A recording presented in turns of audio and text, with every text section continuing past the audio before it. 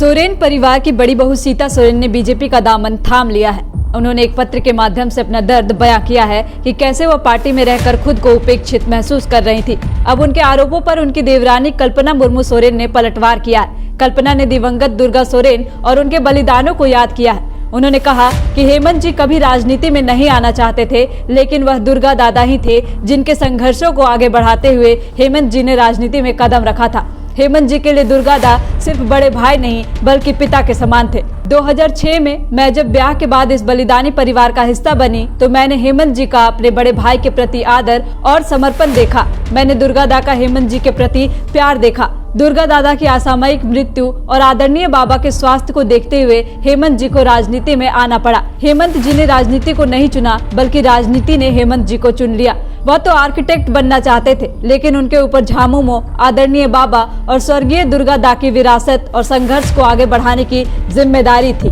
कल्पना यही नहीं रुकी। उन्होंने आगे यह भी कहा कि झारखंड मुक्ति मोर्चा का जन्म समाजवाद और वामपंथी विचारधारा के समन्वय से हुआ है। झामुमो आज झारखंड में आदिवासियों, दलितों, पिछड़ों और अल्पसंख्यकों समेत गरीबों, वंचितों और शोषितों की विश्वसनीय आवाज बनकर आगे बढ़ रहा है। आदरणीय बाबा और स्वर्गीय दुर्गा दा के संघर्षों और जो लड़ाई उन्होंने पूंजीपतियों, सामंतवादियों के खिलाफ लड़ी थी, उन्हीं ताकतों से लड़ते हुए आज हेमंत जी जेल चले गए। वे झुके नहीं, उन्होंने एक झारखंडी की तरह लड़ने का रास्ता चुना। वैसे भी हमारे आदिवासी समाज ने कभी पीठ दिखाकर समझौता कर आगे बढ़ना नहीं सीखा है। झारखंडी के डीएनए में ही नहीं है झुक जाना। आपको मालूम हो कि सोरेन परिवार की बड़ी बहू सीता सोरेन ने 19 मार्च को परिवार और जेएमएम पर उपेक्षा का आरोप लगाकर पार्टी से इस्तीफा दे दिया। इतना ही नहीं, इस्तीफे के बाद सीता सोरेन ने बीजेपी का दामन थाम लिया। सीता सोरेन ने मंगलवार को पत्र में साफ साफ लिखा है कि वह उपेक्षा का शिकार हो रही थी। उन्होंने बताया कि मेरे स्वर्गीय पति दुर्गा सोरेन, जो कि झारखंड आंदोलन के अग्रणी योद्धा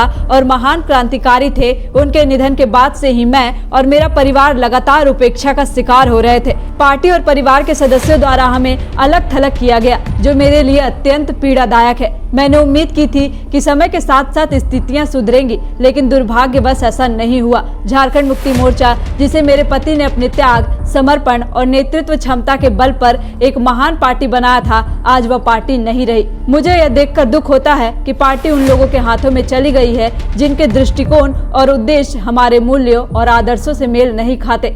सीता सोरेन ने आगे लिखा है कि गुरु जी के अथक प्रयासों के बावजूद, जिन्होंने हम सभी को एकजुट रखने के लिए कठिन परिश्रम किया, अफसोस कि उनके प्रयास भी विफल रहे। मुझे हाल ही में पता चला कि मेरे और मेरे परिवार के खिलाफ एक गहरी साजिश रची जा रही थी। मैं अत्यंत दुखी हूँ। मैंने यह दृढ़ निश्चय किया है कि मुझे झारखंड मुक्ति मोर्चा और इस परिवार को छोड़ना होगा।